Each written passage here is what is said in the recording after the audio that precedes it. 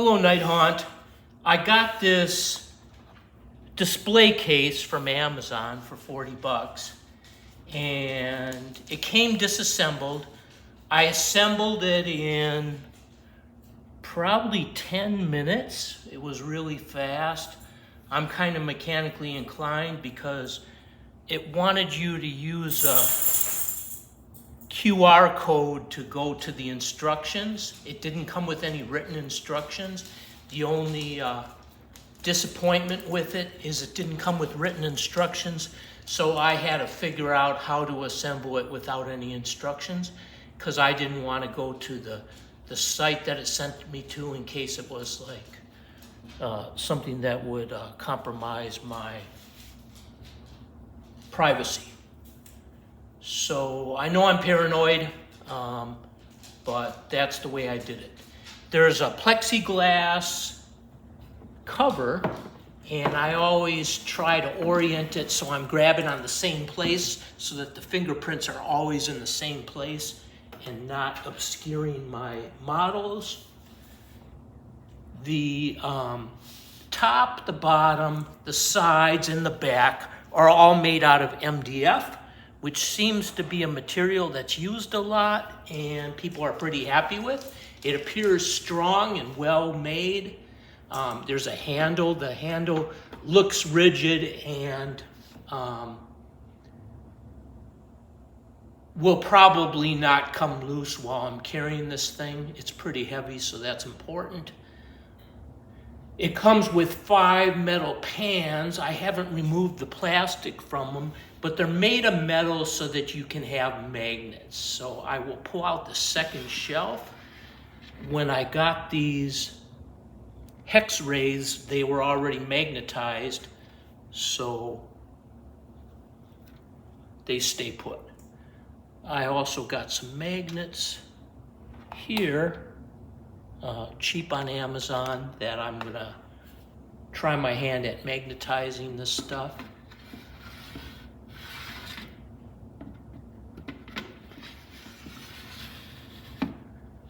It probably only needed to come with 4 shelves because having the 5th one up here makes me lose a little bit of space for my miniatures.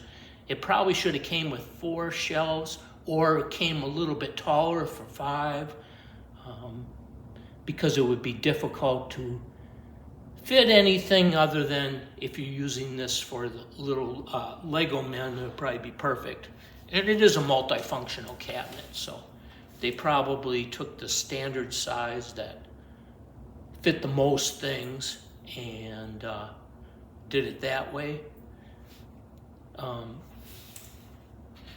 I have my NightHaunt's army on here, and this is the first time I've actually seen all my NightHaunts together, so this is really interesting for me. I can see the mistakes that I made and the very early things like not covering the gaps, as you can see there.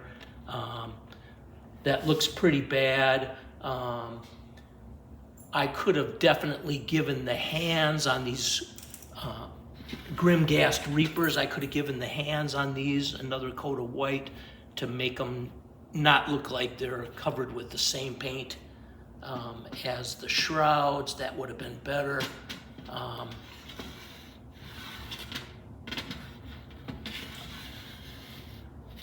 I can see that I like the newer ones that I painted with my simple painting method and basically paint by numbers, and then using the iridescent paint. I can see that I like these better, but I don't think in general it's a good idea to repaint miniatures. I think it's good to see the evolution.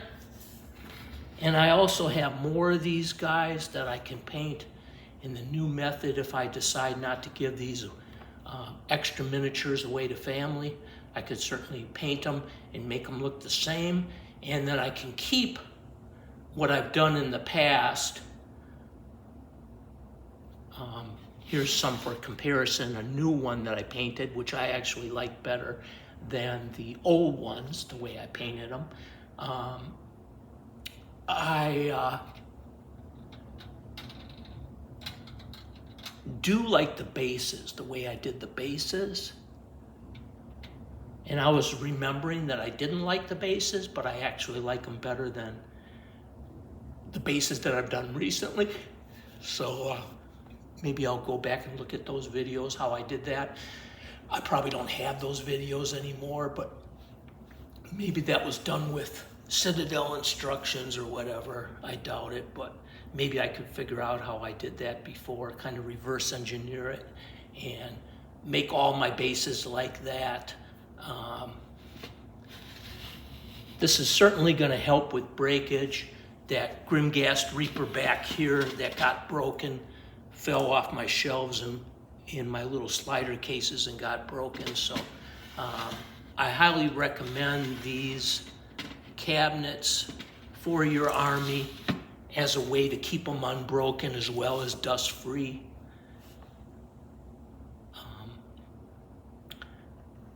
Here's two that I painted in the past and one that I painted now. I think the one that I painted recently pops more, so I like that. This is one that I'm working on. I triple primed this Knight of Blades with black all over, and then Rust-Oleum apple green from 45 degrees from the bottom, but it turned out kind of spotty. And then Citadel, so this was Citadel Chaos Black at first, and then the Rust-Oleum, and then the Citadel White at the top. I like the way the Citadel spray paints performed. I just want to use them up, otherwise I would use the airbrush. But I like that the way the Citadel paints performed if I'm not painting the entire thing. If I'm doing a triple prime or a double prime, I like the way that the Citadel paints performed much better than the Rust-Oleum, so I wasn't really too happy with that. They do fine if you're doing it all one color and it's a color that you want to eliminate having to paint. That's fine. I don't see any problems with that. But probably if the Citadel paints cost a little bit more money, they're probably worth it, I would think. But like I said, I normally do this with airbrush. So I have my chain host, my Grimghast, my Hex Wraiths, and then this guy, I can't remember what he's called, that leads the chain host. And then a couple other leaders, 3 other leaders here, and then my Knight of Blades on the Ethereal Steed. So let me know what you think. The price is low enough, like $40, where I get a whole nother army built, and I'm probably a year or 2 away from having a whole other army, and I got space to store when I'm building dust-free. I probably won't have to buy another one of these for $40 for a couple years, I'm thinking. So, pretty happy solution. If you have any suggestions on magnetizing, these came pre-magnetized for me.